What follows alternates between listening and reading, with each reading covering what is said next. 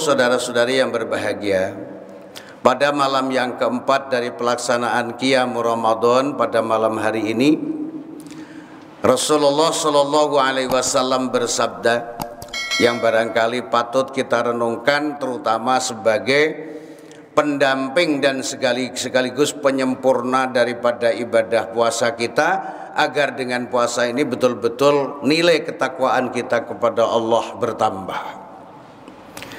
Nabi bersabda begini, arba'atun tuzilu bihal arba'ah. Ada 4 perkara, ada 4 sikap hidup manusia yang akan menghilangkan 4 yang mestinya kita jaga, tapi dengan 4 itu kemudian menjadi hilang. Yang pertama, kata Rasulullah, al-ghadabu tuzilu bihil akla. Marah itu akan menghilangkan peran akal. Ini bukan dari YouTube nih, dari Nabi ya, dari Nabi kita Muhammad. Sekarang kita renungkan sama-sama sambil kita tafakur bersama. Siapa di antara kita yang nggak pernah marah, coba Pak? Ada nggak bapak-bapak, ibu-ibu nggak kelihatan? Ada nggak yang nggak pernah marah? Mau tahu saya. Ustadz marah nggak? Ya marah, manusia. Nah, sekarang kalau bapak sudah menemukan, ibu sudah menemukan saya pernah marah, pada saat marah itu, apakah akal kita masih berperan atau tidak? Bagaimana Pak, kira-kira Pak, kalau orang sedang marah sama istri, itu istri bisa, kalau kita baca-baca itu ada yang istri kemudian ditendang, ditempeleng, dipukul. Kenapa? Jawabannya saat itu peran akal suami yang sedang marah kepada istrinya, maka akalnya tidak berperan sama sekali. Padahal akal diciptakan oleh Allah untuk membedakan benar dan salah. Pada saat itu sudah tidak peduli lagi benarkah, salahkah, pokoknya marah. Maka kemudian akhirnya dia bisa bisa berbuat apa saja. Marah pada anak, padahal anak waktu kecil ya, lahir ditungguin kapan lahirnya, lahir senangnya bukan main. Tapi kemudian begitu gede sedikit agak nakal, maka kemudian akhirnya marahlah bapaknya, marahlah ibunya. Maka kemudian saat itu peran akal sudah hilang, maka anak yang dulu ditunggu-tunggu kehadirannya, anak yang disayang-sayang, ya, maka kemudian saat itu dia marah kepadanya, bisa anaknya ditendang, bisa anaknya, bahkan ada yang anaknya disiram air panas. Masya Allah. Karena apa? Karena dia sedang marah. Oleh sebab itu Rasulullah Shallallahu Alaihi Wasallam bersabda, al-ghadabu tuziru bihal aql. Marah itu akan menghilangkan peran akal. Oleh sebab itu pada saat Rasulullah Shallallahu Alaihi Wasallam masih hidup, berada seorang sahabat yang datang kepada Rasul, ya Rasulullah, ausini bi amalan yudkhilunil jannah. Berikanlah wasiat kepadaku yang dimana dengan wasiat itu aku akan masuk surga. Apa jawab Nabi? La taghdab, jangan menjadi pemarah. Jangan menjadi pemarah. Ada yang mengatakan sebulan kemudian datang lagi seorang laki-laki itu, ya Rasulullah, wasiatkan kepadaku suatu amalan yang bisa saya bisa surga, masuk surga, selamat dari neraka. Lagi-lagi Nabi tetap menjawab, la taghdab, jangan jadi pemarah. Datang lagi untuk yang ketiga, ausini bi amalin yudkhilunil jannah, wasiatkan kepadaku ya Rasulullah dengan amal yang bisa membawa aku ke surga. Tetap jawabannya la taghdab, faraddada miraran, sampai berulang-ulang seorang laki-laki sahabat Rasul itu datang kepada Nabi, minta diberikan semacam wasiat, pesan yang membawa dia akan membawa ke surga. Jawabannya la taghdab, jangan menjadi pemarah.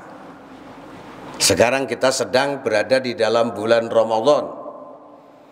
Inti daripada puasa, inti daripada siyam Ramadan inti daripada saum itu sendiri adalah mengendalikan nafsu. Nah, mudah-mudahan dengan puasa Ramadan tahun 1442 Hijrah ini kita akan lebih meningkatkan kualitasnya dengan apa?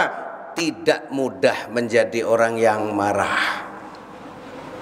Itu satu. Yang kedua, kata Rasul, al-hasadu tuzilu bihiddin. Hasad bahasanya, bahasa Arabnya. Kemudian iri, diterjemahkan kita menjadi bermacam-macam. Ada iri, ada dengki, ada apa lagi Pak? Kalau orang Jawa, orang Sunda, masing-masing pada punya istilah. Yes, pokoknya istilahnya hasud itu iri hati. Tidak senang ada orang lain mendapatkan kesenangan atau kenikmatan, dia berusaha supaya kesenangan yang didapat oleh saudaranya itu hilang dan pindah kepadanya. Itulah yang namanya hasud, hasad, dengki, iri, serai. Orang Jawa serai Pak. Ada orang Jawa kecuali Pak Zainuddin. Kenapa? Hasud itu bisa menghilangkan peran agama. Nilai-nilai agama menjadi hilang karena apa? Karena iri. Mohon maaf Bapak, saya dengan Pak Ustadz Zainuddin ini satu asal, dari Jepara, Jawa Tengah. Tapi kenalnya di sini, terus terang nggak kenal sebelumnya. Di Jepara nggak kenal. Pak Zainuddin juga nggak tahu. Saya waktu itu kecil memang peristiwa waktu saya kecil. Ada tukang penjual cendol Pak. Kalau zaman dahulu itu cendol itu dibuat cendolnya itu dibuat dari itu loh. Aren itu apa Pak? Pati aren ya. Pokoknya aren itu deh. Jadinya cendol itu warnanya coklat. Coklat nih Pak Isha ya. Coklat. Yang satu laku, yang satu nggak laku. Yang cendolnya nggak laku ini kemudian kena penyakit yang namanya hasad, yang namanya iri hati, yang namanya dengki. Pergilah dia ke dukun. Nggak tahu bisa dukun bisa bagaimana itu ilmu setan, itu dibantu oleh setan. Bagaimana supaya temannya yang cendolnya laku itu ya, yang laris itu supaya nggak laku, bagaimana? Dia pergi ke dukun. Karena hasud, pergi ke dukun saja sudah dosa, sudah musyrik. Ditambah lagi dengan ketika usahanya berhasil, maka kemudian dia tukang sihir itu akhirnya apa? Yang tampak pada suatu hari ketika kerumunan banyak orang yang antri mau minum beli cendol, kemudian adalah seolah-olah cendol itu adalah gumpalan cacing yang memang warnanya mirip cendol. Kalau yang sudah sepuh-sepuh mungkin masih ingat tuh cendol coklat. Kalau yang sekarang kan cendolnya udah macam-macam, bahkan diwarnai lagi. Ya. Akhirnya apa? Dengan hasud, dengan iri hati itulah maka kemudian dia melanggar aturan agama. Mungkin dia tahu kalau pergi ke dukun itu syirik. Tetapi karena dia sedang hasud, maka kemudian seolah-olah masa bodoh, mau sirik mau tidak sirik, pokoknya dia pergi ke dukun. Karena apa? Karena memang sudah diliputi rasa iri hati. Belum lagi ketika berhasil, maka kemudian dia bertepuk tangan, sementara temannya yang asalnya cendolnya laris tadi, maka kemudian dia menjadi bangkrut. Kasihan. Bahagia di atas penderitaan saudaranya sendiri. Itu adalah perbuatan yang ya Masya Allah luar biasa. Dosanya ke dukun saja sudah syirik, kemudian dia bahagia di atas penderitaan orang lain pun sebenarnya itu adalah hal yang sangat dimurkai oleh Allah Subhanahu wa Ta'ala. Kenapa terjadi seperti itu? Jawabannya ada hasud, ada iri hati. Nah, oleh sebab itu kita sedang puasa, hilangkan penyakit hasud. Memang penyakit hasud itu bisa menyelimut kemana saja.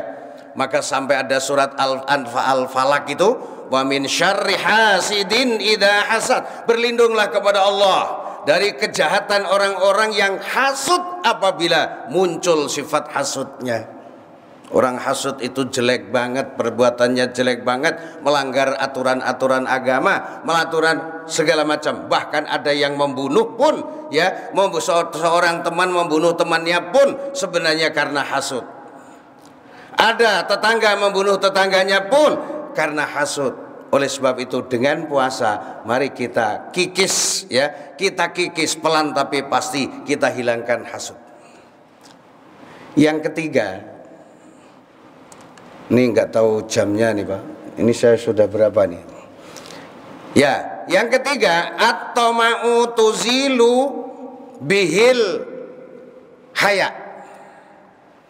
Toma, kalau kita bahasanya sering dibacanya tamak, tapi sebenarnya bahasa Arabnya dari huruf to di fathah to. Toma itu akan menghilangkan rasa malu. Coba Bapak Ibu renungkan. Orang yang toma, serakah, rakus, angkara murka, gitu loh, terhadap hal-hal yang sifatnya duniawi. Duniawi itu luas, termasuk jabatan ya duniawi, harta ya duniawi, popularitas ya duniawi, gitu ya. Semuanya yang sifatnya dunia, orang yang sudah tomak terhadap dunia itu, maka dia akan hilang rasa malunya. Orang dua isin, kalau orang Jawa nggak punya malu. Karena dia tidak punya malu, maka kemudian dia bisa melakukan apa saja. Long korupsi kok ketawa-ketawa. Karena apa? Dia tamak, dia tomak. Maka kemudian begitu ketahuan, dia tuh ketahuan melanggar, tapi nggak merasa malu, hilang rasa malunya. Padahal Nabi bersabda, al-imanu wal haya'u kurina. Iman dan malu itu selalu bersama-sama. Artinya apa? Ketika orang itu punya iman, mestinya punya malu. Kalau kemudian orang itu punya malu, berarti masih ada punya iman. Kalau ada orang yang sudah tidak punya malu, mengaku kok ngakunya iman, udah nggak ada. Udah nggak ada iman. Karena apa? Iman dan malu selalu bersama-sama.